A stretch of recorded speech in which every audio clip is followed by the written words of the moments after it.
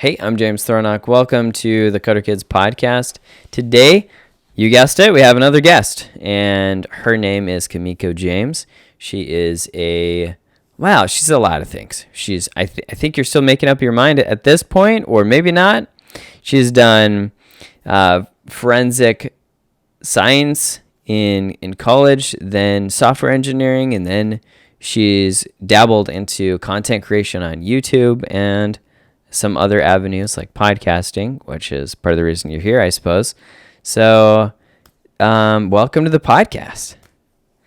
Yeah. Thanks for the welcome. I mean, the only minor correction would be I really wanted to go to UC Davis for forensic science, but yeah, didn't flesh out like I expected. I love it. Flesh out. That's great. That's awesome. Well, we've had a lot of experts on the podcast. We've had people that have worked at Apple and Amazon and a bunch of big companies, and they've been working their careers for 40 years. I was interested to have Kimmiko on because you're right at that crux, like right at that pivotal moment where you're really deciding things for your future. And I think you've learned a lot of really cool things, a lot of useful things. Some of those I gleaned from your YouTube channel, of course, which you can find at Miko J. If you want to go ahead and subscribe over there, we'll put it in the show notes. But so it's a bit different perspective, but it still has to do with software development and how you got into that and kind of what your experiences are, because they might be a little bit more similar to the kids who are in your same generation, in Gen Z, or who are 10, 11, 12 right now and are going to eventually go through the same kinds of experiences that you're going to be going through. So let's back up. Let's ask a simple question. I say let's, like I don't know who's this other person that I'm talking about. But let me back up and just ask, what got you interested in technology in the first place? What were your kind of like memories and experiences? Yeah, so kind of just going back to, we'll say, early childhood through middle school through kind of high school, I don't know, I had this weird fascination with technology. I was always the person who knew how to search things on the internet because I guess back then, even then, it was kind of hard for my parents to do that. I was always the person to fix the internet when that wasn't working. Always really super into getting new laptops for gaming and stuff like that.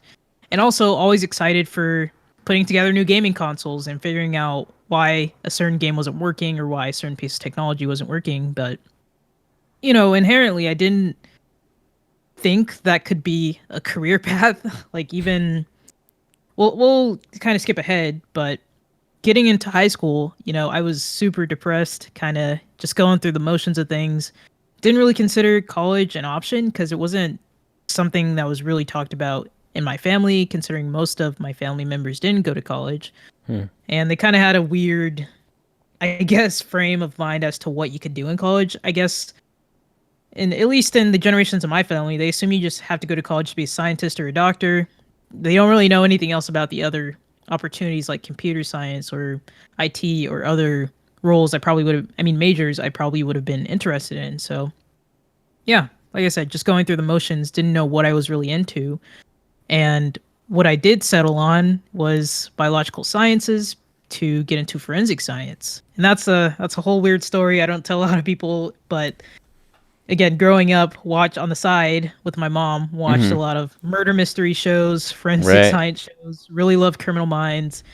And as a kid, that stuff's supposed to scare you, and it did scare me, but what I found interesting is the science behind, okay, how are they examining these crime scenes, the blood, the weird things of like leftover clothing that doesn't have blood on it in different markings, and how are they using all that to find someone? And the main answer was forensic science.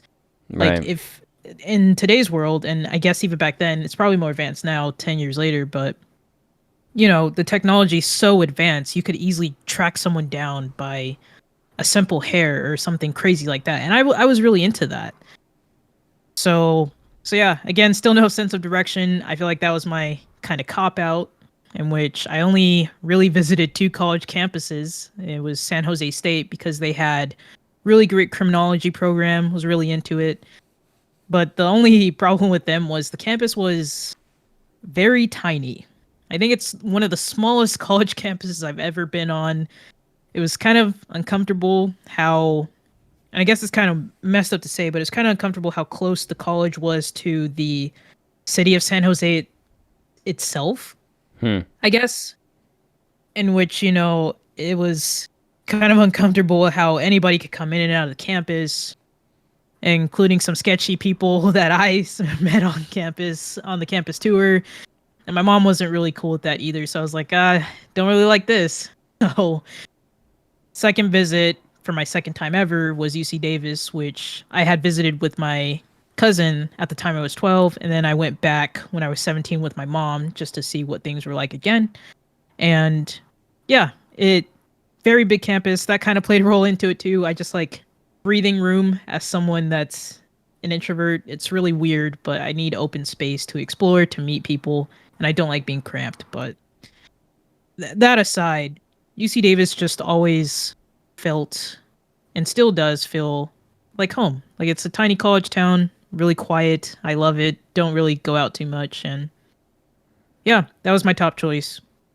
And got accepted into San Jose State and then waitlisted for Davis. A few months later, got the acceptance for Davis. And Nice. the rest is history from there. Yeah, well, that's great.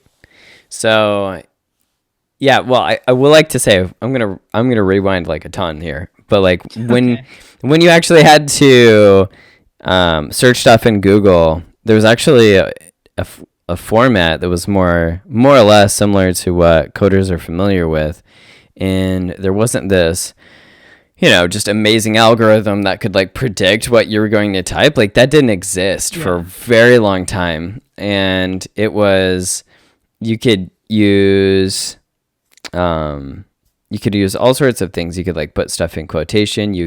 And actually you can still use some of these tools, like putting stuff in quotations or putting like a negative sign, in front of a word. So like you're searching for this, but you don't want to search for this, right? So you got me thinking about Twilight, watching your YouTube channel. So like, let's say you wanted to look up somebody from Twilight, like you want to say Team Jacob, but like you didn't want to see anything from Team Edward. So you just like do -sign Edward. And then you could just like search for stuff like exclusively on one team.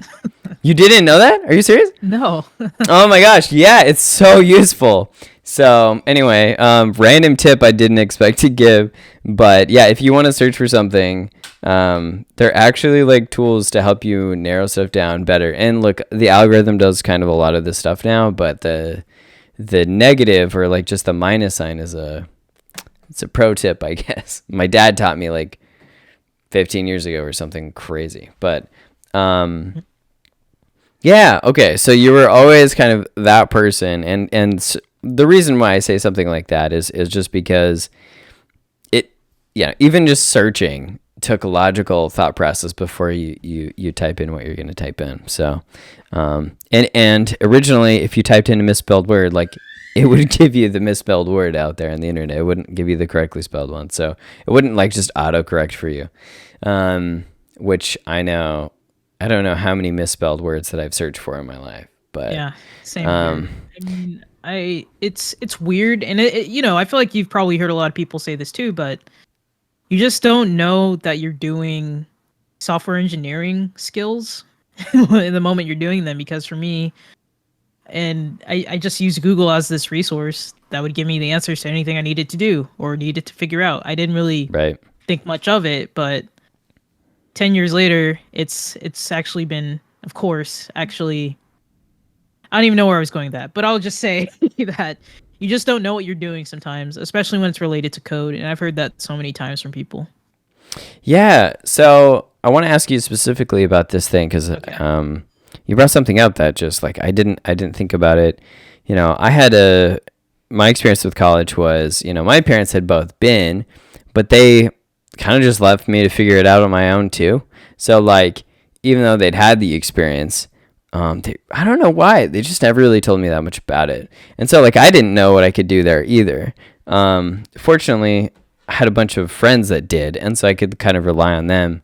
But yeah, it's interesting that there's not a better network, for people like you and me who wanted to figure out what college is about before dropping like stupid amounts of money into it. So, yeah, do you think that there can be something that would help, say, high schoolers going into college or who are at that kind of decision-making point of their lives? Do you think there could be some kind of, I don't know if it's social structure or organization or just like website to help kids figure it out? And maybe adults could use it too. Like I know what I'm doing with my life, but you know what I mean?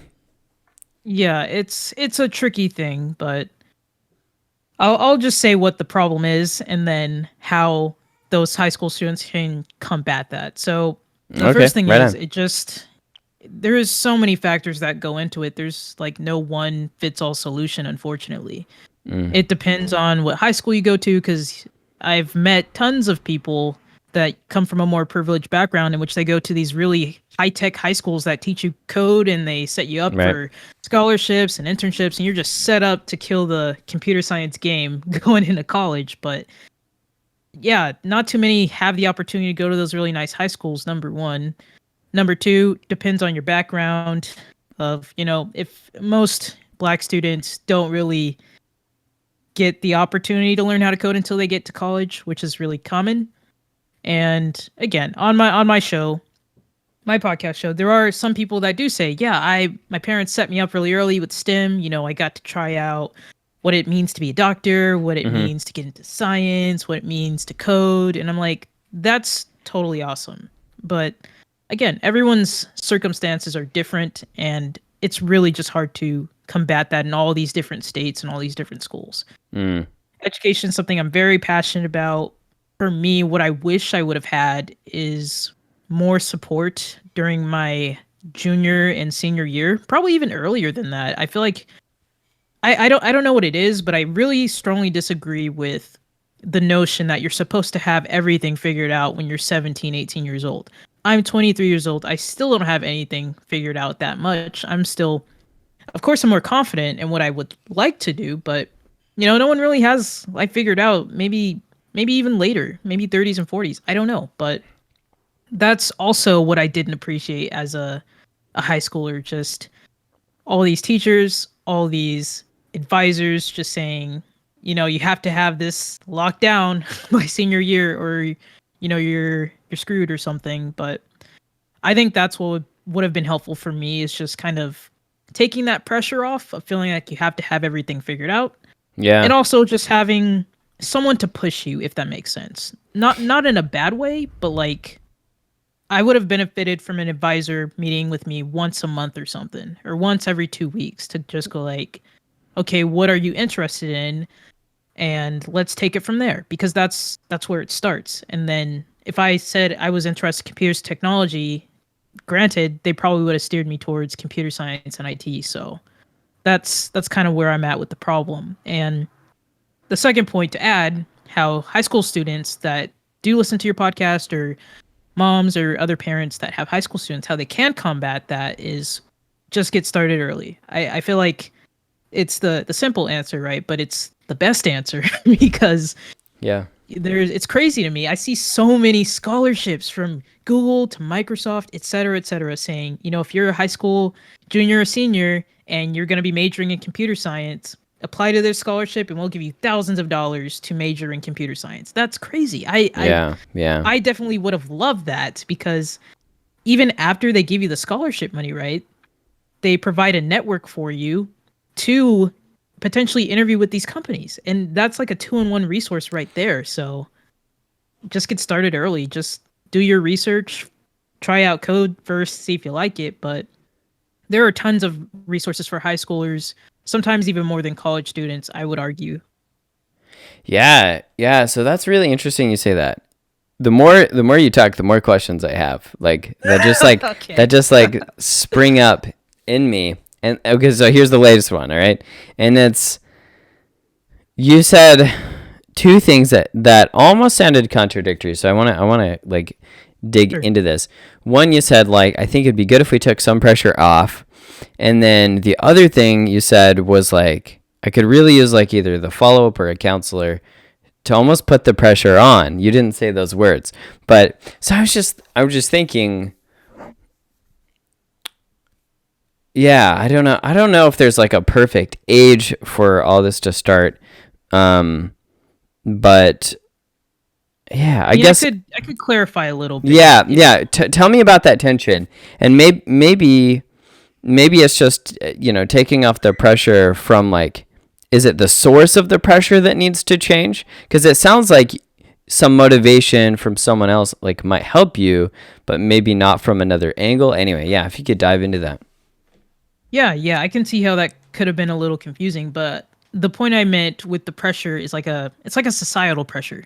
Like whether you get that from family members that are kind of up there in age, or you get that societal pressure from your teachers or some of your advisors that say, "Hey, again, by senior year, you need to have your stuff together." And that's what I meant by the pressure. But what I meant by okay. having the push from an advisor is more of a support. It's like a good push. It's not like we meet once a month and I just hound you of this is what you need to do. No.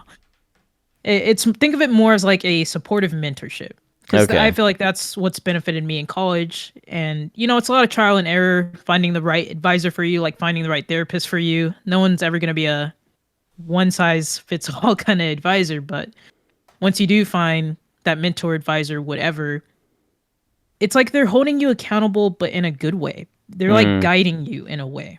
Yeah, And I think when you're a teenager, how are you supposed to guide your future so early on without someone giving you a sense of direction? So I don't think, well, I feel like if you find the right person, mentor, advisor, again, whatever, then the pressure is taken off and it's like you're figuring out what you want to do with someone to help you. Because Okay. again, as a teenager, your attention's kind of everywhere and you're already stressed out from the societal pressure. But if you have someone that's there for you, supporting you, judgment free, and working with you, then yeah, that's what I meant by that. That is so interesting. Yeah, I think I like that. So, what would you say is like the minimum age that somebody should start having a mentor like this? I mean, Because wouldn't like even put an age clearly limit. I totally agree. Junior high, or sorry, not junior high, but when you're a junior and when you're a senior in high school, clearly a pivotal moment. But yeah, I guess the question is, should there, or what time do you think this should start? I know these are different questions probably than you expected getting, but like I want to know, like what are you really thinking? Well, I would like to distinguish an advisor from somewhat of a mentor, because I feel like I Okay. group them together. Or Okay. at least in college, I definitely group them together because sometimes they serve as both for me. Like Yeah. an advisor on campus I really looked up to was also my mentor. And yeah. But in terms of high school, I would start with advisor. Well, this is just my personal preference, but I would start with advisor first, given, again, you're a teenager, you don't exactly know what your interests are if you want to go to college. And yeah, I would start with an advisor. I don't think there's an age limit for that. I mean, well, at least in high school. I feel like in Like, middle school, it's kind of a different story, but so you think middle school, no, but high school, yes. definitely.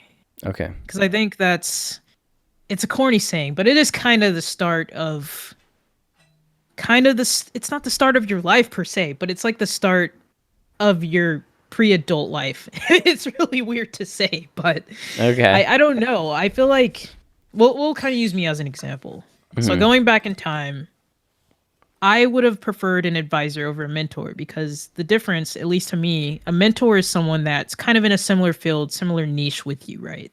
Like whenever you have a tech internship, you're always paired with a mentor that's literally doing the same job as you. Like if I was a front end intern, I was paired with a front end engineer, because Okay. that's something they're used to. They can see the struggles I've been through and they can provide advice. So that's what mentors are for. I mean, if you have no idea what you want to do yet, I wouldn't really get a mentor unless they're kind of like in what you're interested in. An advisor is more, Okay. again, that person that can guide you to figuring out what you want to do when you get to college, if you want to go to college, and just figuring out your path after high school. Because I didn't know what my path after high school was. I kind of just figured things out, pieced things together, and definitely would have appreciated an advisor. But as a college student and someone in the tech industry, mentors in my niche field, whatever I'm trying to accomplish, very beneficial. If that makes sense between the difference between the two. Yeah, no, I think that those definitions really help because I actually didn't know what you meant entirely by like Yeah. advisor versus mentor because they're synonyms like in the English language. Yeah, they are. So so yeah, you're saying mentor is someone who is roughly speaking on your same level, maybe a couple steps ahead of you, but like kind of doing the same job in that same role. Whereas an advisor is like, look at all these different career options, like which ones work for you, right? Okay. Yeah, yeah. That makes a lot more sense. Yeah. Yeah, I might. I don't know. I definitely partially agree with you. I think potentially I would say you should have an advisor when you're like a baby, like when you're 3. I Because mean, the go more, for it. Go. the more and more I experience this, like we have 5 interns working in Coder Kids, right? Okay. They're not college interns. They're like middle school and high school interns.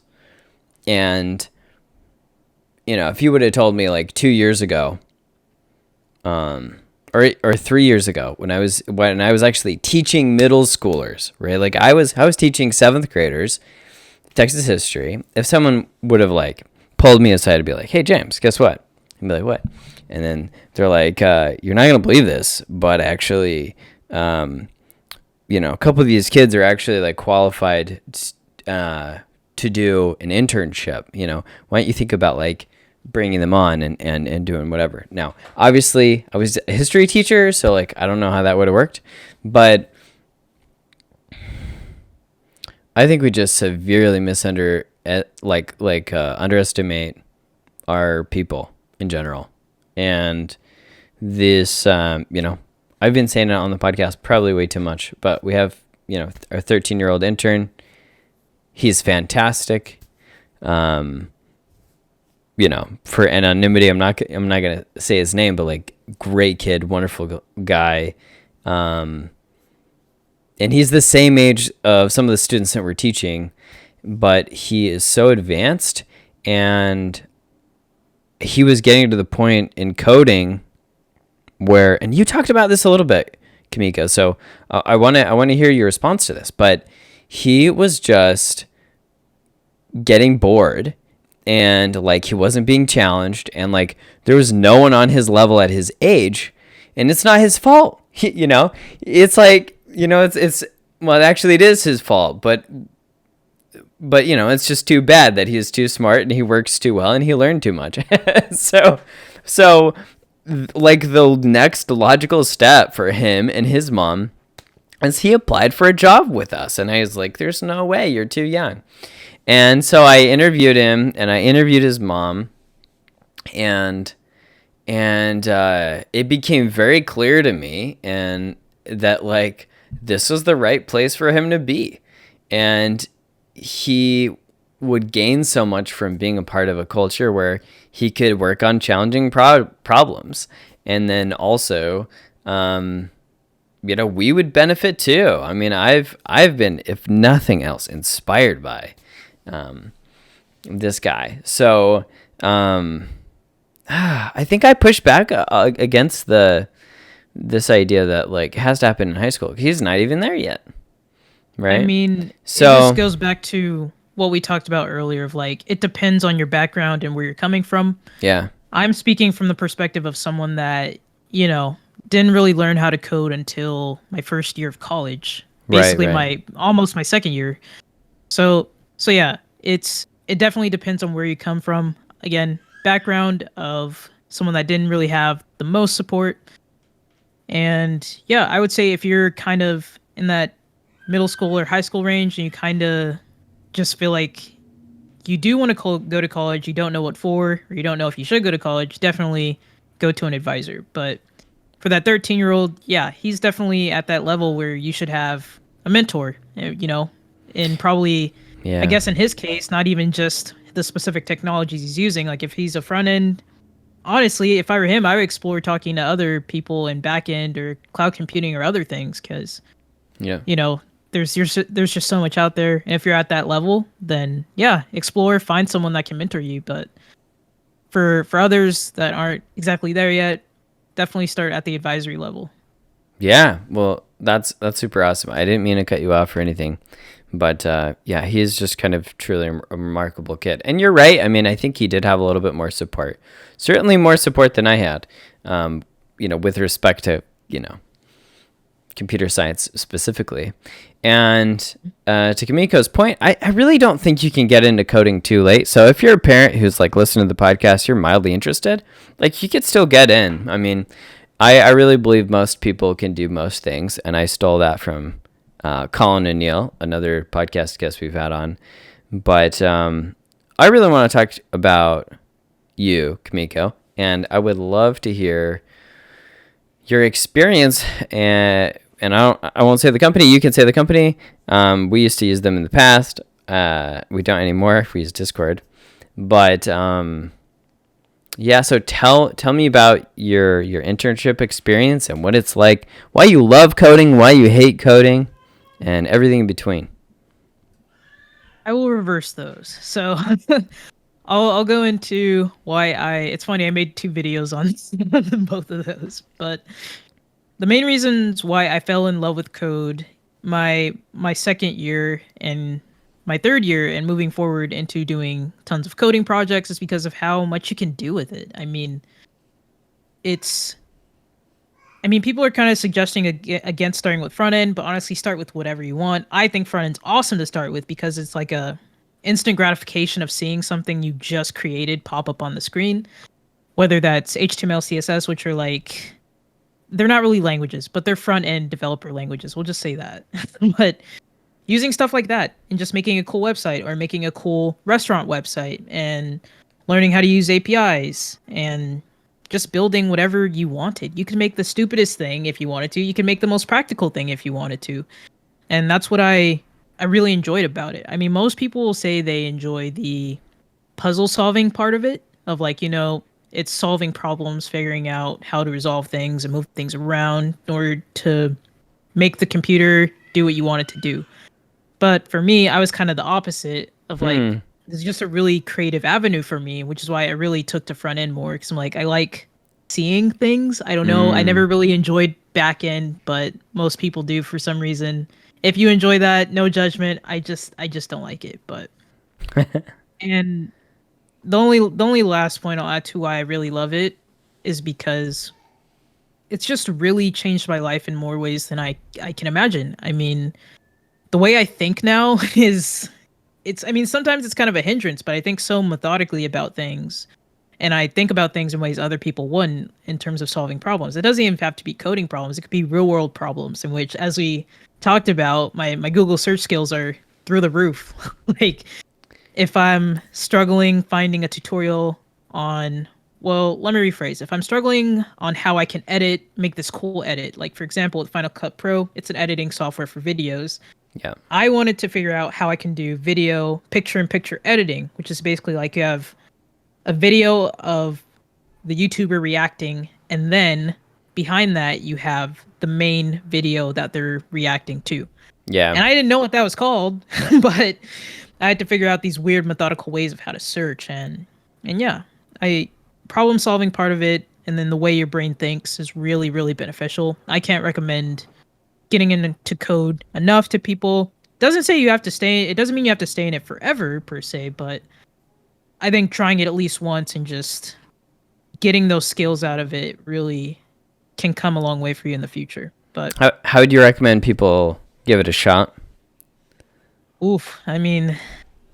Yeah, that's the downside of code for me. It's one of the downsides. I feel like we're in a stage in technology and the internet where there's way too many resources for people. Like from YouTube to Free Code Camp to EDX, edX, really love that. CS50, a really great computer science course taught by Harvard. It's free. Can't recommend that one enough, but the problem that comes with the question of where can people start is like I would reframe it to what would you like to do? Okay, Of like, that's do interesting. you have an interest in, I don't know, design or making things look pretty, like front end? Or do you want to get down and dirty into back end in which you can kind of manipulate data and do cool things with that? Or are you more interested in artificial intelligence in which you can code your Alexa or your Google Home Mini to, I don't know, play a game with you or sing a lullaby to your kid or something? Because that's how advanced things are. So that's kind of how I would start it, of like talking with this person of what you kind of want to accomplish, which I know it's a hard question to answer, but I think that's better than going down the rabbit hole of tutorials and online Mm, courses and you're stressed out after like months of doing this, because that's what I did to myself. Like the mm, beginning of code, it's so fun and exhilarating, right?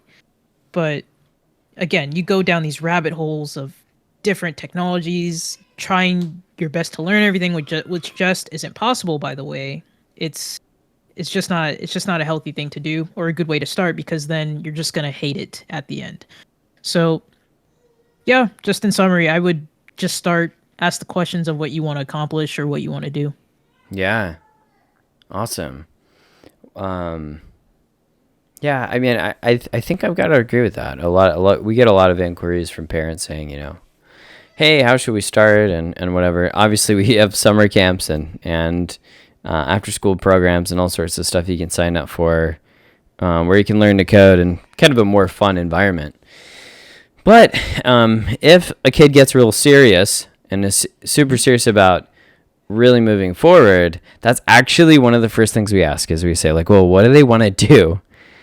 And the parents like, what do you mean? What do you want to do? Just like they just want to do computers. It's like, well, you could do anything. Like you could get like you could work on Pixar films. You could do Video games. You 3D can do a rendering. lot. You 3D printing. You could do video games. You can do web design. You can do app design. You could do like industrial app design, like industrial software design. You could do cybersecurity. You could do data management. Heavens, I mean, like we've barely scratched the surface of it, right, Kimmiko? So like it's crazy. So when so if you're a parent and you're wondering like how to get started, that's think about like what would be fun to make, or have your son or daughter think about what's fun to make, and then we can experiment, we can have fun, and we can fail and try again and move forward. And I think that's kind of how you learn how to code, for lack of a better term. So tell me a Yeah. little bit about your internship. I'm interested in kind of covering that, and what is that like?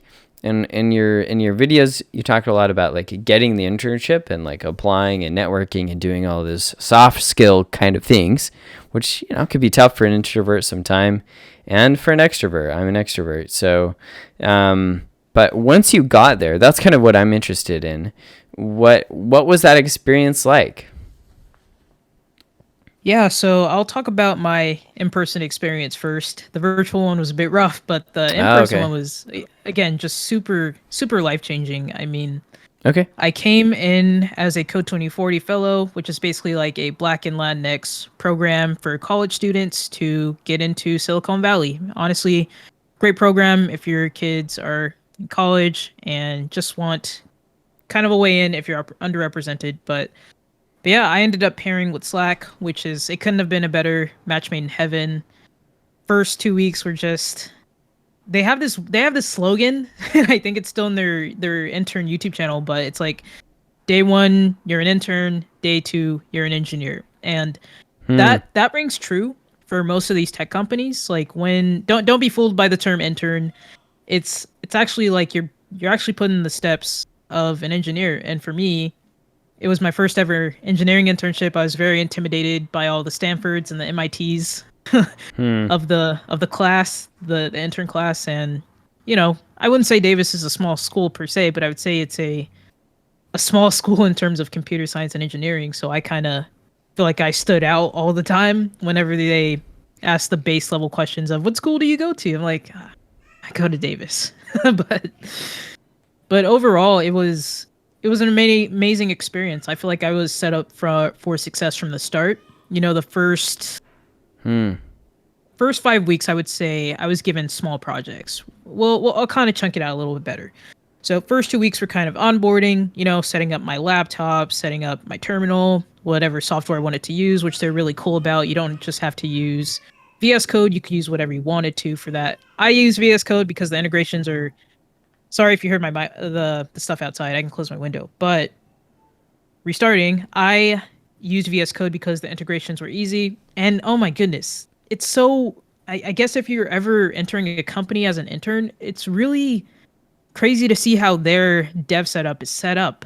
And when I say dev, I mean developer setup. They literally have their own testing platform they created in-house. They have these terminal commands they created in-house. And it's like all these crazy things that kind of go together. I just didn't know a company functioned that way from the tech perspective. And it was just kind of mind-blowing. But yeah, first 2 weeks onboarding. I think the next 3 to 4 weeks were just easy projects, kind of building my confidence and getting used to things, getting used to asking for help, using the terminal, and also code reviews, which they were rough in the beginning. And what a code review is basically like, how can I explain this? Basically, if I want to add a feature, right, I can't just add it, push it, and it's published to customers. Yeah. That's Slack is a huge app used by it's communication software. We should probably back up and explain what Slack is. You want to do that? Yeah, good point. Jumping way too like you and I understand what Slack is. You understand better than I do, but yeah, go ahead. Yeah, Slack. It's funny because they had this weird conversation the first 2 summers. They're probably still having it, but Slack to people that aren't in the tech space, it's just like a big question mark to them. And when people introduce Slack to their business departments, etc., it's just kind of weird technology. But to developers, it's like, oh, this is cool. This is easy. But long story short, Slack is basically like I would kind of summarize it as a collaborative. See, that's the problem with them. They don't have a solid value proposition for it. But I describe it as a collaborative tool that you can use to work with people. Okay. Does that make sense? Yeah. I mean, you send messages though. You gotta. Okay. Yeah, I was gonna add some more features. But okay. You can send messages to people. You can create your own separate channels, which you can think of as different groups. So the way Slack worked at Slack, really crazy, by the way. We would have a channel for feature, feature name channel where all your team members would be in that specific feature. Or if you're more on the HR side of things, you need to ask a question to HR. There's a channel of 500 to thousands of people in that called operations or BizOps, business operations. And then there was business tech, in which, my laptop isn't working, I talk to them. So that's how Slack works in a way. You have these different channels, these different groups. It's really organized, really clean. You can respond in threads, which is you have someone message and then you can easily respond under that. But it's not like it's in your face. You don't see all of the responses underneath that message. So sure. I just summarize it as a collaboration tool for anybody. I've used it for hackathons, which are events you just go and build something cool with computer science. And yeah, I used it for most of my jobs. So I don't know if I explained that too well, but that's how I think of Slack. Yeah. Well, yeah, that's also, I mean, yours is the correct opinion here. So, I mean, we used to use Slack at Coder Kids. We did, you could do video chats one-on-one with people. Yeah. We never paid for it, so we always hit the 10,000 message limit. Yeah. Anyway, you can download it for free and use it, but then if you want to see something deeper in the history, past 10,000 messages, it's hidden, but Slack holds on to it because they want you to sign up for premium so that you can unlock whatever you said 10,000 messages ago. But right? Is that accurate? Yeah, that's pretty accurate. I mean, yeah. So I would say that was another kind of mind-blowing moment for me, is knowing how a company's organized, which I think people on the outside kind of underestimate, which I underestimate. I was Oh like, yeah. oh, I'm just gonna work on, the base platform of Slack and that's it. But but no, that was what made orientation less boring. They had us play these games and fill out these maps of the different orgs. And I don't remember all of the orgs per se, but I know I was on the monetization team, which is a part of a separate branch, which was a part of a separate branch. And then the Slack, Wow. building on the Slack platform itself, that was also its separate different branches.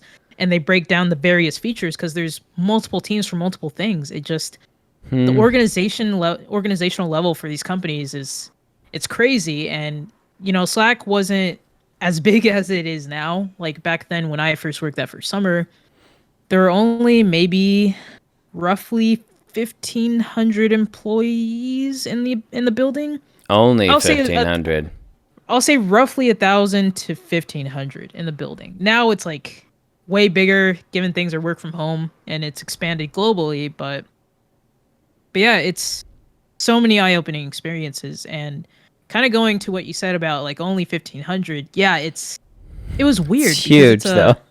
a 10-story building in downtown San Francisco, really nice area. And Holy cow. I can honestly say it never felt like 1,000 plus people.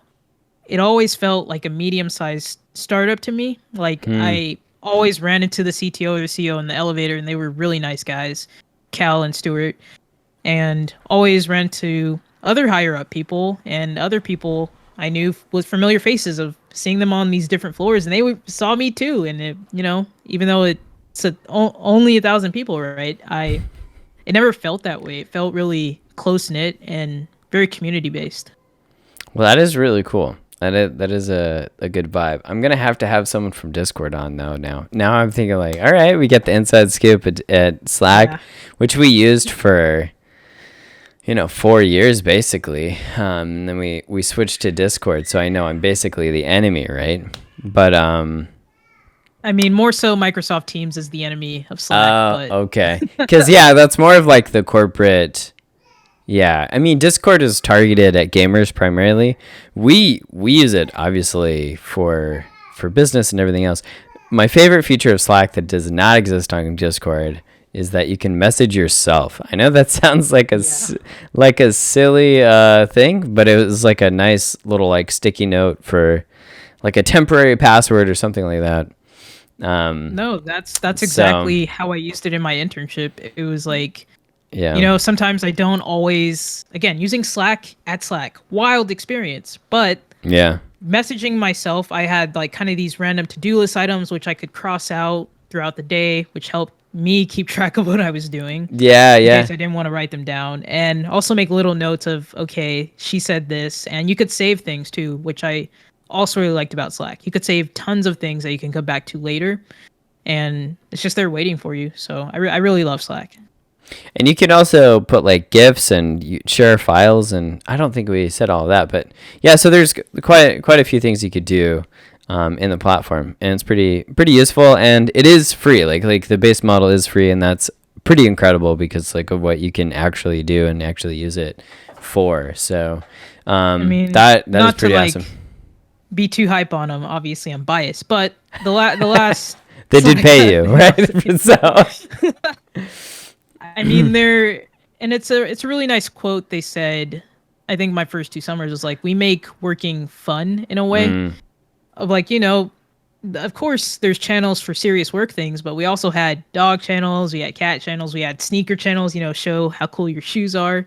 yeah. And the ability to react with GIFs and emojis. I mean, who can honestly do that in the workplace? I mean, usually with most of the collaborative platforms, they don't really have that. I mean, aside from Discord, of course, but I think it just makes work a little less stressful. I mean, to have someone react to a laugh emoji to a funny story or something, or a shocked emoji to a feature coming out, I feel like it connects Yeah. you to your community and the company a little bit better.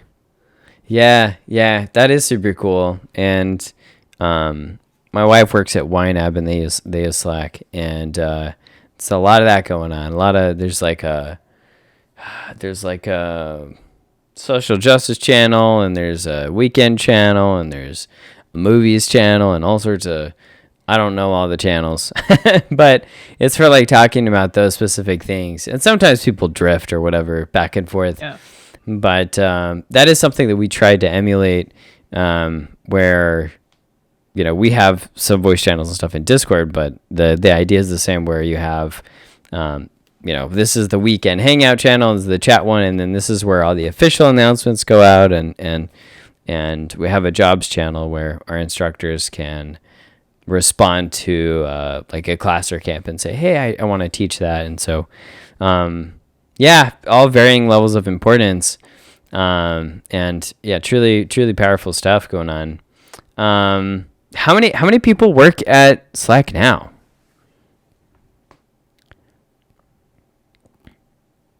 Trying to think back to the presentation slide they gave last summer. So Part of me just wants to Google it.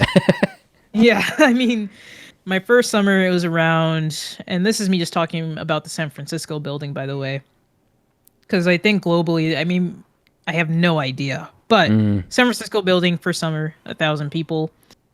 And then the second summer I came back, they're really good with this, of having town halls and all these meetings to show you what's going on around the company, little updates. And what I always appreciate was like knowing how fast the company's growing. But I think last summer they hit maybe 1,700 plus for San Francisco, or maybe overall, one or the other.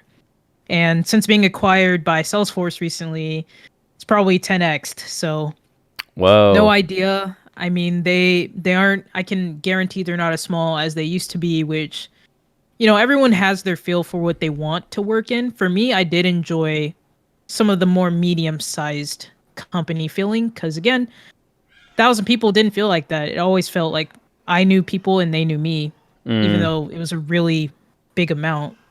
But if you scale that to 2,000 plus, which old team members that aren't there anymore, they kind of express the same thing to me as like, some of us don't really enjoy or adapt well to the large corporate setting. I guess you can feel kind of lost in everything going on, whether that's the work you do or just losing that sense of a close-knit community, which, we know it's inevitable depending on how fast your company grows. Like, not everyone can have the first 50 to 100 employees if you're scaling like that, but yeah, it's probably really big right now, and not everybody was okay with that. I wasn't okay with that, but what do I know? I don't even work there anymore. So, yeah, I mean, you're definitely still in college, but I think this sheds some light on the situation where, look, if you are into coding, you can get together on a super small team and have a super tiny game development company. You can have a software company that's just you. It's insanely hard to do, but you could do it theoretically. Or you could be in a full-blown corporation with 2,000 plus employees, and a lot of which are software developers, right? Because Slack is a software company, right? So the opportunities and the spots for you, I think, are huge. The opportunities are huge. And I think, just like Kimmiko was saying, you got to test and you got to try out and you got to see if it's a fit. So, well, that's excellent. What do you have for future plans? What's come down the pipeline? Do you know what you like? Do you like that medium size, as you say, medium, which to me is just super massive, but. Well, what I would say, and I feel like would be helpful to other people, is like, being an intern, it's the best time to experiment with what you want to do full time. Okay. And what I mean by that is, although the interviews might be a little tricky sometimes, flipping from role to role, now as a college student is the best time to do that within the first 3 to 4 summers that you're able to. And yeah, if I were to restart, I would kind of, because there's tons of freshman and sophomore programs, kind of just putting that out there for college students. Okay. Like, there's Google. I don't think it's called Google Step anymore. I think they changed it, but originally it was called Google Step. And then there's Microsoft Explore, and then there's Facebook University, and then there's tons of other ones, right? And with these programs, they're probably not as high stress or intense as what I went through, which it's not a bad thing. They're just kind of throwing you in the fire in a good way to become a full-time engineer. But when you start off as a freshman and sophomore, right, they let you try out so many different things. They let you try out front end, they let you try out back end. Sometimes they even let you try out product management, especially if you go to Microsoft Explorer. They let you try out both software engineering and program management / product management, which is really, again, the best time to do it, because I feel like it's easier early on to say, I do not like doing blank now versus going in with something you're not sure about and something you might not care about, doing that full time, and 6 months later telling your boss, hey, is it possible to switch into something? Which that varies depending on the team and company you go to. Slack was pretty flexible in that, which is what I really appreciated about them coming back a second summer as a back-end intern instead of a front-end, of like, hey, I don't care about front-end as much as I used to. Let's try back-end, which I didn't like that either. So now I'm trying out product management because I have that flexibility. And again, if you try to do that, again, it's not impossible to do that later in your career. It's just very difficult to make that transition.